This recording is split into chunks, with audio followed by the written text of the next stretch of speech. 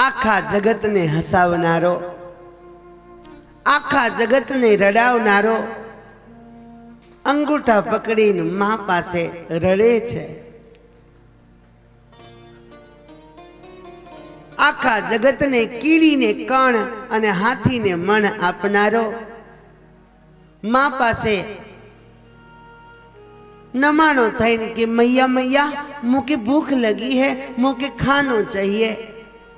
आखा जगत ने जे पूरू पाड़े छे ई मैया पासे नानु बाळक बनीने जमवानुं मागे। शुं आ विचित्र लीला नथी?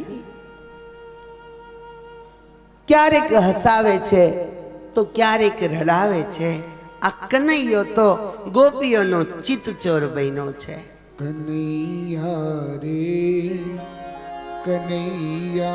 रे मधुरी मोर लीला मारी, हसेला ने रडावे छे, रडेला ने हसावे छे। क्यारेक रडावे छे अने क्यारेक हसावे छे। कन्हैयानुं कामण ज एटલું प्रिय छे। कर्षति आकर्षति येन सह इति कृष्ण। जेनी निरखतानी साथे ज एकदम अदम्य आकर्षण थाय एनुं नाम छे कृष्ण। अने आकर्षणनुं आ जगतनी अंदर केंद्र जो कोई होय ने तो मात्र ने मात्र कन्हैयो छे। बीजाना आकर्षण आपने बधाने थता हशे पण ए क्षणिक आकर्षण हशे, पण कृष्णनु जेने आकर्षण थयुं ने ए क्षणिक नहीं, ए तो दीर्घ बन्युं छे, ए तो दीर्घ बन्युं छे।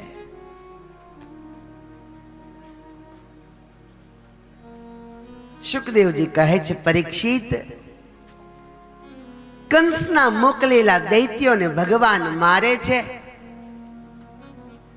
जेने मायरा एने भगवाने तायरा छे। केवी अद्भुत भगवाननी लीला छे। एक पछी एक दैत्योने कंस मोकले पण परमात्मा बधानो उद्धार करे छे। अधमनो उद्धार करवो, अधम उद्धारक ए परमात्मानो एक नाम छे। राजा आव तने हवे परमात्माना नामकरणनी दिव्य कथानो रसपान करावो। भक्तनी भक्ति ने कारणे निर्गुण ए निराकार ए साकार बने छे। रूप रहित भगवान रूप ने धारण करे छे अने एने ओळखवा माटे नामनो आधार लेवो पड़े छे। रूप ने ओळखी शकातुं नथी पण नाम ने ओळखी शकाय छे। આપણે ક્યાંક જવું હોય, કોઈનું સરનામું આપણે ગોતવું હોય તો આપણે એને એમ ન કહી શકીએ કે ઓલા સફેદ કપડાં પહેરે છે, હાથમાં સફેદ ઘડિયાળ પહેરે છે, એને મળવું છે, તો એ સહેજે સહેજે મળી શકાતું નથી। પણ એનું નામ યદિ જો આપણને આવડતું હોય તો આપણે એને સહેજે મળી શકીએ છીએ। અને પરમાત્માનું નામ તો મારો અને તમારો ઉદ્ધાર કરનારું સાબિત થયું છે। तुलसी बाबाए लख्यू छे, अंत में निकला यह परिणाम, राम से बड़ा राम का नाम। भाई कन्हैयो आवे એટલે બધા આવે, જોયો? એને આવવું જ પડે। આજે કેટલા બધા મહાનુભાવો આપણી સભામાં ઉપસ્થિત છે। દીકરાનું ઘર, સુંદર મજાનો વૃદ્ધાશ્રમ ચલાવતા एमना मालिको अपनी सभा में उपस्थित छे। समाज सेवानुं जे काम साधु ने सोंप्युं छे ए आ गृहस्थो करे छे। आ भगवा आ धोळा कपड़े साधुओ छे। तालीओना नादे आपणे एने वधावीए।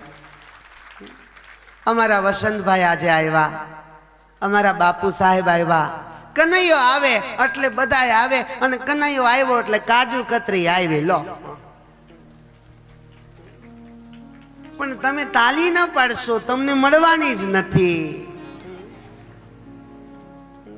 ये तो हमारा माटे ज छे, ये हमारे लिए स्पेशल है। आ स्पेशल कोटानी छे। એટલે બહુ હરખાતા નહીં ના હો. આમ આમ તમે બધા ફ્રેશ રહ્યો, તમારા માટે જ આવી છે. નામ વિના વ્યવહાર ન ચાલે. રૂપને કઈ રીતે ઓળખી શકાય, એટલે હવે નામકરણ સંસ્કારનો અવસર આજે નંદાલયના આંગણે આવી રહ્યો છે. મથુરામાં વસુદેવ અને દેવકીએ યાદવોના પુરોહિત ગર્ગાચાર્યજી મહારાજને બોલાવ્યા છે. ગર્ગાચાર્યજી મહારાજને બોલાવી વસુદેવ અને દેવકીએ કીધું છે કે બાબા, આપ નંદજીના ગોકુળમાં પધારો. ત્યાં અમારા 2 પુત્રો છે, એના નામકરણ સંસ્કાર કરવાના છે. વસુદેવજીની વાત સાંભળી અને આજ ગર્ગાચાર્યને આશ્ચર્ય થયું, એટલે પૂછ્યું, વસુદેવ, નંદ બાબાના ગોકુળમાં તો તમારો એક જ પુત્ર રોહિણી છે ને?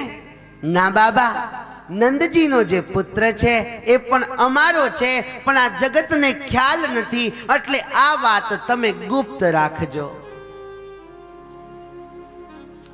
બાબા, તમને અમે વિનંતી કરીએ છીએ,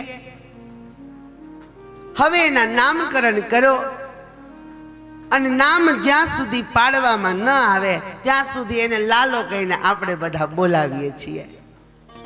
પણ કનૈયાનો લાલો નામ પણ બહુ મધુર છે.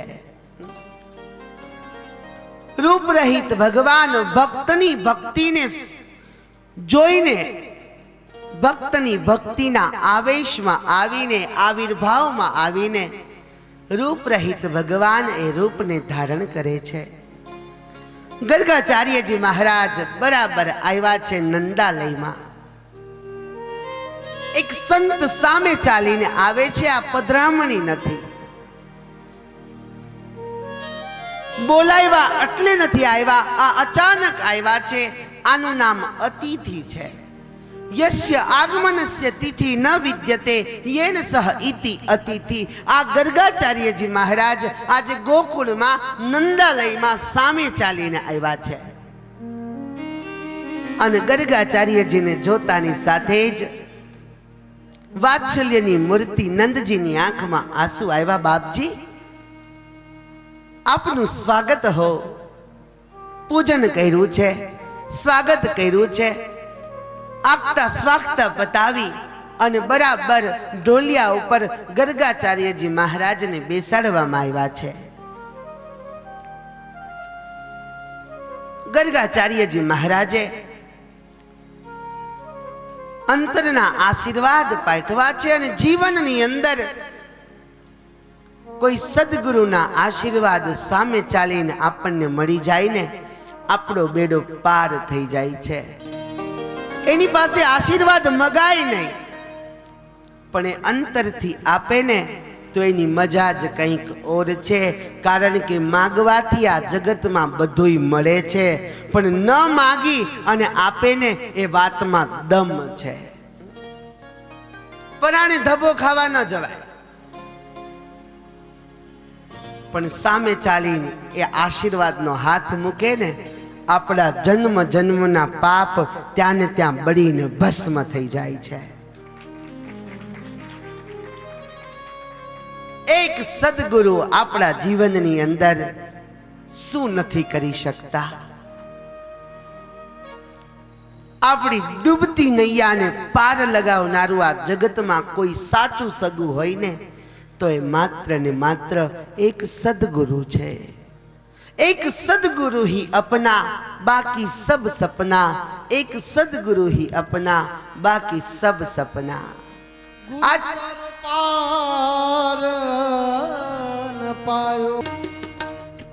गर्गाचार्यजी महाराज के छे, नंदजी મને વસુદેવે મોકલો છે અને તમારા જે 2 પુત્ર છે એના નામકરણ સંસ્કાર મારે કરવા છે.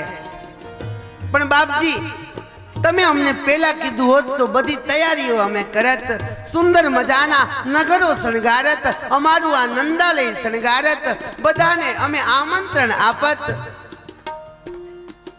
બાપજી એક દિવસ તમે રોકાઈ જાઓ તો આ બધી તૈયારીઓ અમે કરી લઈએ, કારણ કૃષ્ણ અને દાવના નામકરણ છે બાપજી. આ કોઈ સામાન્ય અવસર નથી. અમારા માટે તો આ મોટામાં મોટો અવસર છે કે અમારા પુત્રના નામકરણ આજે કરવાના છે.